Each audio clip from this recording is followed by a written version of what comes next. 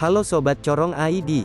Mengingat Indonesia masuk dalam 10 besar negara terkuat di Asia versi Global Firepower, maka tak heran jika negara dengan kepulauan terbesar di ASEAN ini, menjadi juara dalam hal pertahanan negara.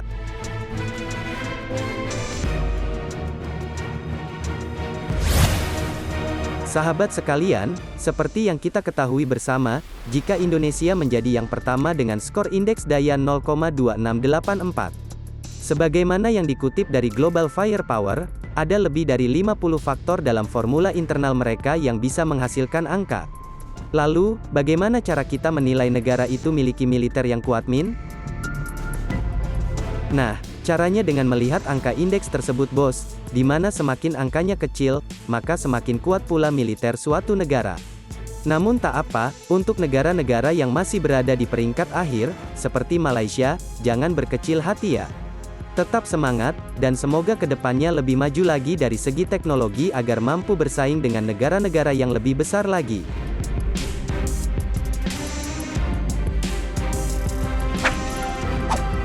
Sahabat sekalian, kita semua tahu, ancaman dari asing bisa terjadi kapanpun tanpa bisa kita prediksi. Memang Indonesia berada di peringkat tertinggi di ASEAN, namun saat ini kita juga masih tertinggal dengan negara lain di kawasan, bos. Oleh sebab itu, kini Indonesia tengah sibuk memperkuat otot militernya. Seperti bunyi pernyataan yang dikumandangkan Menteri Pertahanan Prabowo Subianto, yang mengatakan jika tidak ada kedamaian tanpa kekuatan. Nah, mungkin ini juga yang membuat Bapak Menhan ngotot ingin menjadikan Indonesia sebagai negara kuat, yang pasti dibantu dengan kekuatan alutsista yang mumpuni. Sahabat sekalian, secara tidak langsung, program besar yang dicanangkan Menhan Prabowo telah membuka wawasan pertahanan nasional kita, yang sampai saat ini ternyata masih rapuh.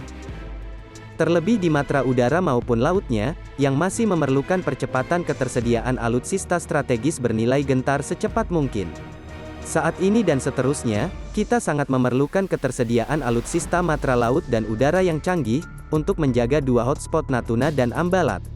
Maka, wajar saja ketika daftar belanja alutsista strategis TNI mengemuka di publik atas berbagai macam pengadaan alutsista, ataupun menggunakan metode transfer teknologi di ketiga matra. Bila kalian ingin penjelasan ini lebih lengkap lagi, bisa tonton video admin sebelumnya ya bos. Sahabat sekalian, di sisi lain, selain berperan sebagai pemegang militer terkuat di Asia Tenggara, Indonesia juga berperan aktif dalam hal ekspor industri pertahanan.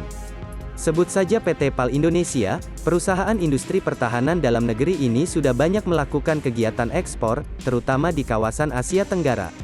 Contohnya saja, kapal strategik Sealift Vessel bernama BRP Davao del Sur 602.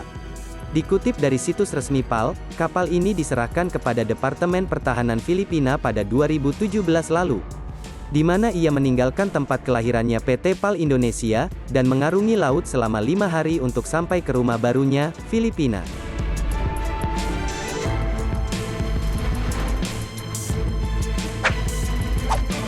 Sahabat sekalian, meskipun belum sebesar industri pertahanan Rusia, namun perkembangan industri Indonesia saat ini perlu kita apresiasi bos.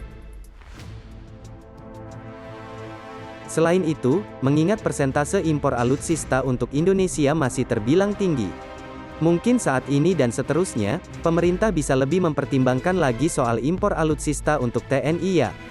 Karena industri pertahanan dalam negeri juga butuh dukungan dari pemerintahnya, beri mereka untuk ekspor juga dan jangan biarkan industri pertahanan berjuang sendiri.